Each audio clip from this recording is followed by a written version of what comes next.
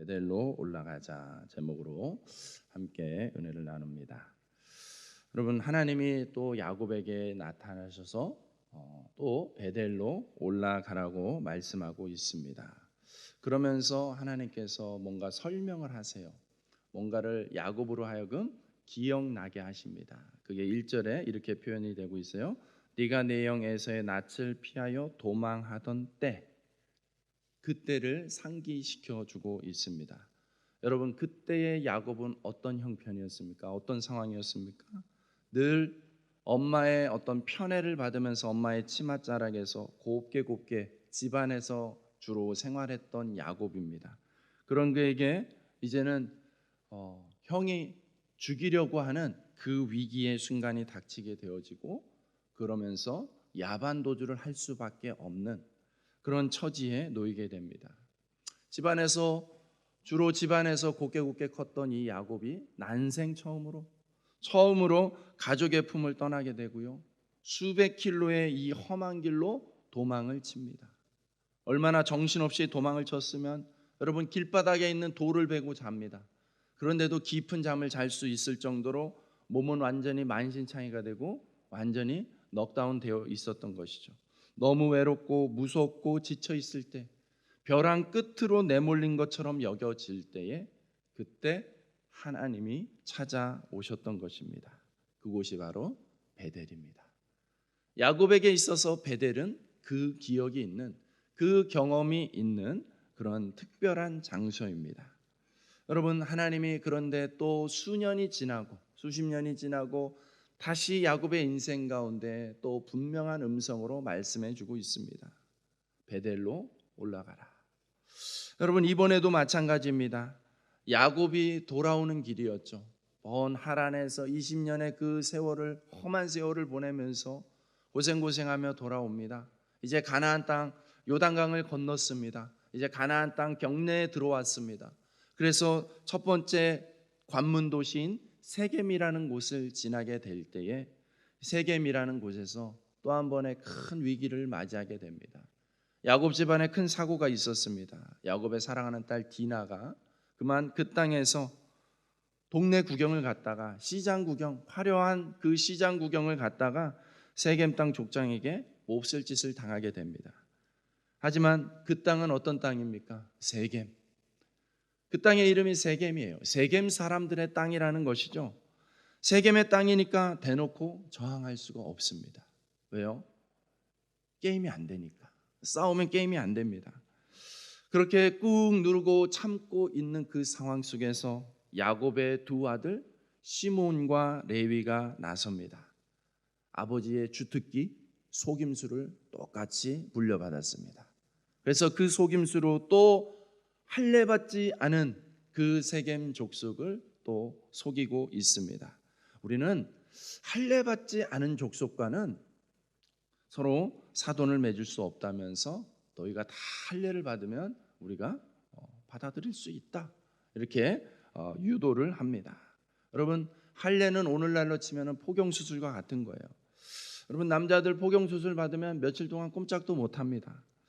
여러분, 오늘날도 그런데 수천 년 전에 했던 이 수술은, 이 할례는 여러분 오죽하겠습니까? 여러분, 세겜 족속 남자들이 다 할례를 받았다는 것은 세겜 족속이 지금 어떤 상태? 전투력 제로, 무방비 상태라는 것입니다. 여러분, 그 틈을 이용해서 단 둘이에요. 시몬과 레위.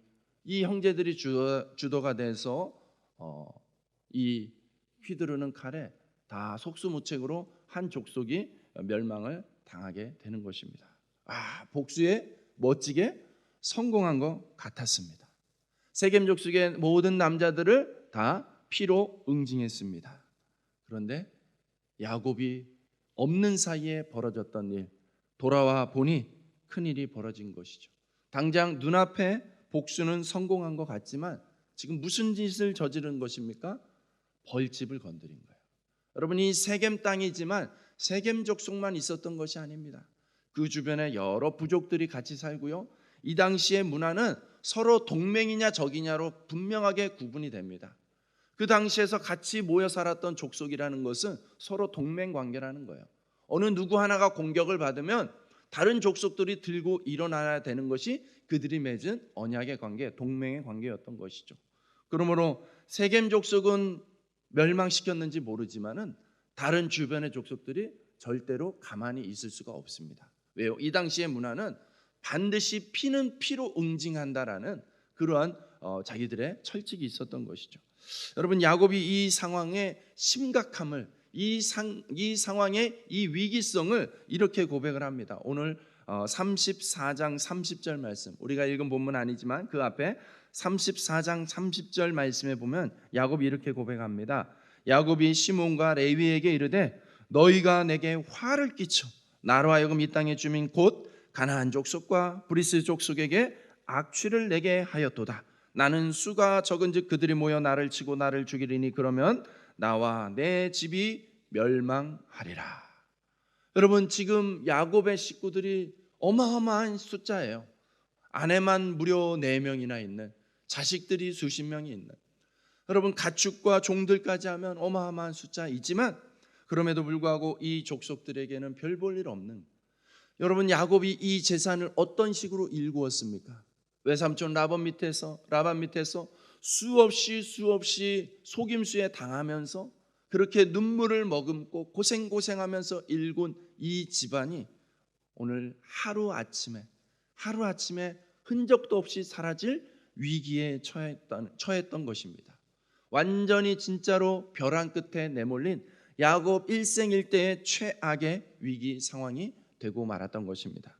언제 죽을지 모르는 이 절박한 상황 속에 있을 때 그 수십 년 전에 나타나셨던 하나님께서 다시 한번 동일하게 말씀해 주시는 것이죠.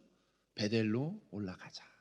그러면서 야곱에게 그때 너의 형편이 어떠했을 때에 하나님이 나타나셨다는 것을 다시 한번 상기시켜주고 있는 것입니다. 여러분, 그래서 우리에게 있어서 은혜의 경험이 중요한 것입니다. 여러분, 야곱에게 베델은 벼랑 끝에서 살려주신 하나님의 은혜를 경험했던 그 기억이 머무는 곳이 베델인 것이죠. 여러분, 우리가 왜 이렇게 요란하게 특별 새벽기도라는 특별한 이름을 붙여서 평소에 새벽기도 안 나오는 것에 대해서 자유함이 있었던 여러분들에게 부담과 불편을 주는 걸까요? 여러분, 은혜의 경험이 중요하기 때문에 그렇죠. 여러분, 비록 일주일에 불과한 것 같지만 여러분, 이 경험이 훗날 여러분의 신앙에 있어서, 여러분의 인생에 있어서 여러분 어떤 식으로 작용할지 알 수가 없는 것이죠. 여러분, 은혜의 경험이 있는 사람은 여러분 반드시 다시 돌아올 힘이 생기는 것입니다. 그것이 야곱의 인생을 통해서 보여주고 있는 것이죠. 여러분, 우리의 자녀들이 이제 나이가 먹고 자라면서 점점 세상의 것들을 더 많이 보게 됩니다. 그럴 수밖에 없습니다. 세상 속으로 더 많이 들어가서 그 지경이 넓어질 수밖에 없지요. 여러분, 세상에 화려하고 거짓된 것들에 그만큼 더 많은 유혹을 받게 되는 것입니다. 그러다 보면 우리는 연약한지라, 눈에 보이는 것에, 자극적인 것에 연약한지라 하나님 우리의 마음이 또 흔들릴 수밖에 없어요. 여러분, 그렇게 우리의 마음을 빼앗길 때가 있습니다. 그럴 때 우리의 자녀들을 붙잡아 줄 수 있는 것, 그것이 바로 은혜의 경험입니다. 하나님을 경험했던 예배, 눈물로 부르짖고 기도했던 경험들, 새벽잠을 설쳐가면서 이 자리에 끌려 나오듯이 협박 반, 회유 반, 야 오늘 이 특별 새벽기도 나오면 용돈 줄게, 특별 새벽기도 나오면 내가 맛있는 거 사줄게, 이런 식의 또 회유를 통해서 나와서 반은 자고 반은 예배드리고 반은 주님 경험하는 것 같은 이 경험들, 이것이 결코 헛되지 않다라는 것이죠. 우리 자녀들의 삶 가운데 그 유혹의 현장 가운데서 반드시 우리를 붙잡아주고 돌아오게 하는 힘을 주고 있는 것입니다. 여러분, 그러므로 기억하십시오. 소중히 여기십시오. 우리 자녀들에게 은혜의 경험들을 만들어 주셔야 됩니다. 믿음의 부모가 할 수 있는 최선입니다. 우리 자녀들에게 뿐만 아니라 여러분 삶에 있어서도, 여러분의 인생과 신앙의 여정에 있어서도 동일합니다. 여러분이 이렇게 하나님을 간절히 찾았던, 잠을 포기하면서 나왔던, 눈을 비비면서 나왔던 이 경험이 여러분 신앙에 기둥 같은 역할을 해줄 줄로 믿습니다. 그래서 하나님을 기억하게 되는 것이죠. 야곱이 이렇게 고백합니다. 3절, 우리가 읽었던 말씀의 3절 말씀 보십시오. 우리가 일어나 베델로 올라가자. 내 환난 날에 내게 응답하시며 내가 가는 길에서 나와 함께 하신 하나님께 내가 거기서 제단을 쌓으려 하노라. 아멘. 여러분, 바울이 고백하죠. 알아먹는 거예요. 이제 베델로 올라와라. 하나님 말씀 듣고 이제 알아먹는 거예요. 야, 그래, 베델로 올라가야지. 내가 베델에서 하나님을 만났지. 거기서 내가 환난 날에 정말 벼랑 끝에 몰렸을 때에 하나님이 나에게 찾아와 주셔서 말씀해 주셨던 그 은혜의 경험이 있었지. 하나님께 예배했던 그 감격의 순간이 있었지. 하나님께 예배하는 자리로 올라가는 거야 라고 이 야곱의 마음속에 결단이 서게 되는 것이죠. 여러분, 이렇게 예배의 자리로 나아갈 때에 오늘 야곱이 보여주는 그 고백이 있기를 바랍니다. 또 야곱과 같이 예배의 자리로 나아갈 때에 필요한 자세가 있습니다. 여러분, 예배가 무엇이라고 생각하세요? 예배는 무엇입니까? 눈치가 빠르신 분들은 보이실 줄로 믿습니다. 예배는 무엇입니까? 함께 읽습니다. 시작.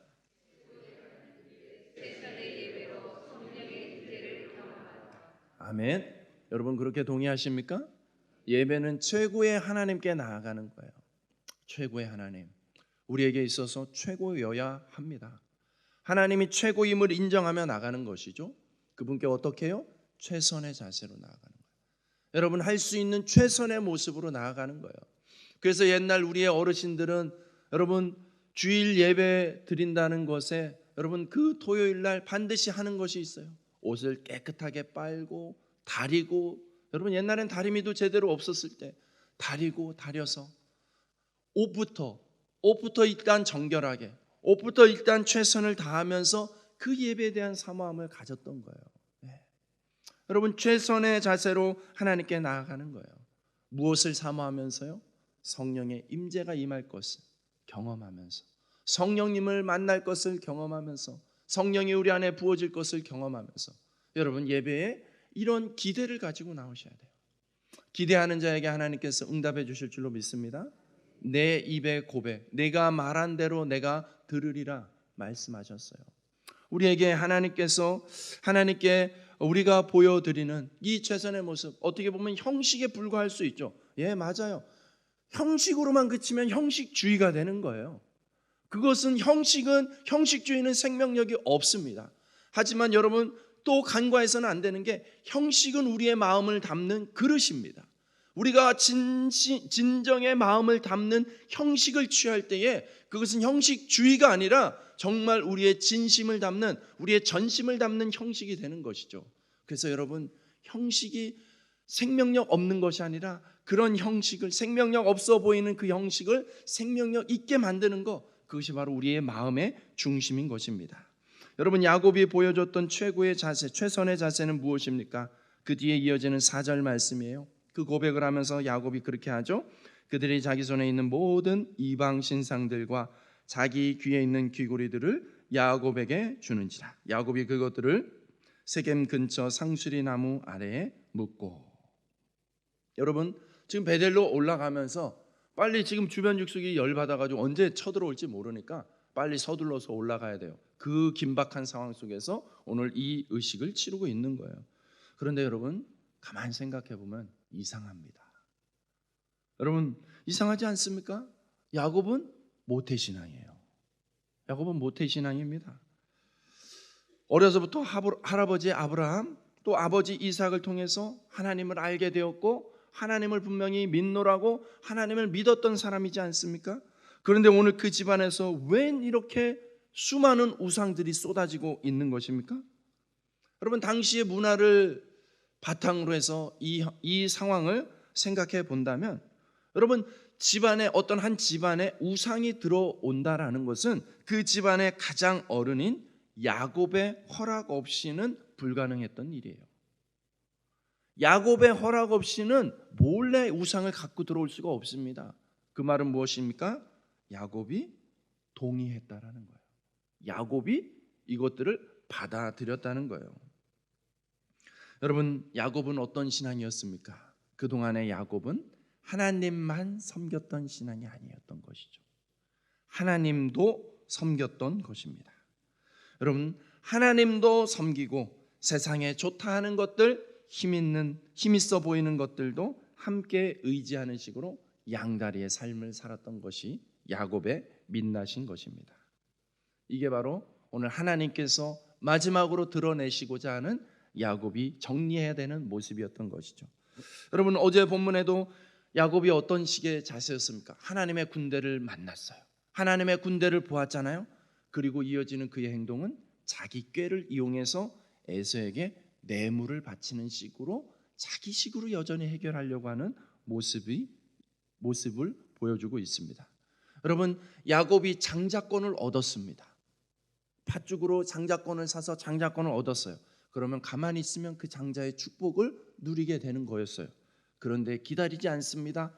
아버지를 속여서라도, 아버지를 속이면서까지 기어이 축복 기도를 억지로 받아내는 인물이 야곱이에요. 여러분, 순전하게 하나님만 믿어 오지 않았습니다. 하나님도 믿고 재물도 믿었던, 하나님도 믿고 인맥도 믿었던, 하나님도 믿고 권력도 믿었던 인물이 야곱이라는 것입니다. 여러분, 훗날 야곱은 애굽의 바로 왕을 만나게 됩니다. 그러면서 그 앞에 자신을 이렇게 소개합니다. 내 나그네 세월이 130년입니다. 내가 지금 130살이에요. 그런데 우리 조상에 비하면 내가 별로 나이를 먹은 게 아니에요. 그렇게 오래 산 것이 아니에요. 하지만 내 인생은 누구보다도, 우리 조상 누구보다도 참 험악한 세월을 보냈습니다. 쉽게 무슨 얘기입니까? 내가 130년 살았는데 정말 죽을 고생했습니다. 힘들게 살았습니다. 여러분, 야곱의 인생이 왜 이렇게 험악했습니까? 하나님만 붙잡지 않고 하나님도 붙잡으려고 했기 때문인 것입니다. 사랑하는 여러분, 여러분은 어떠합니까? 하나님만 붙잡고 계십니까? 하나님도 붙잡고 저것도 갖고 이것도 의지하면서 살아가려고 하고 있습니까? 여러분, 오늘 하나님께서는 베델로 다시 부르시면서 야곱의 인생 가운데 여러분 정리해야 될 것, 끊어낼 것을 결단하도록 하고 계시는 것이죠. 드디어 야곱은 깨닫고 결단합니다. 내 힘으로 살려다 보니, 세상 힘있어 보이는 것들 붙잡고 의지하려다 보니 번번이 위기만 오는구나. 번번이 나는 뛰는 놈이라 여겼는데 내 위에 나는 놈들을 만나게 되는구나. 수없이 나보다 더 강한 놈들, 나보다 더 사악한 놈들, 나보다 더 힘있는 놈들만 만나게 되는구나. 더 이상은 안 되는구나. 이대로는 안 되는구나. 결단하자. 베델로 올라가자. 이제 하나님도가 아니라 하나님만 의지하는 신앙으로 다시 일어서자. 여러분, 비로소 야곱의 옷을 벗고 있는 거예요. 사기꾼 야곱의 옷을 벗어버리고 오늘 말씀이 어제 말씀에 이어서 다시 한번 하나님이 선언하십니다. 야곱아, 너는 야곱이 아니야. 이제는 이스라엘이야. 이스라엘, 하나님을 이긴 자, 하나님이 져준 인생, 하나님의 은혜를 입은 인생이 되는 거야. 여러분, 이렇게 결단하고 온전한 예배자로 서게 되는 것입니다. 오늘 여러분에게 베델로 올라가는 야곱의 축복이 있기를 축복합니다. 하나님을 이긴 자, 하나님의 은혜를 입은 자, 하나님만 섬기는 예배자가 되기를 축복합니다. 사랑하는 우리 구미사랑의교회 성도님들, 올해 여러분들은 어떤 목표를 세우셨습니까? 어떤 결단을 하셨습니까? 너무나 귀한 목표와 결단들을 세우셨겠죠. 여러분, 오늘 우리에게 이 특별 새벽 기도의 마지막 날 주시는 하나님의 말씀에 울림이 있기를 바랍니다. 올해 여러분 베델로 올라가는 결단을 하나님 앞에 올려드리지 않겠습니까? 하나님도가 아닌 하나님만 예배하겠습니다. 내가 예배하고 내가 의지하고 내가 경배할 대상은 하나님도가 아니라 하나님만입니다. 하나님만 예배하겠습니다. 하나님께만 최선을 다하는 예배자가 되겠습니다. 그 결단을 오늘 이 시간 하나님께 올려드릴 수 있기를 주님의 이름으로 축복합니다.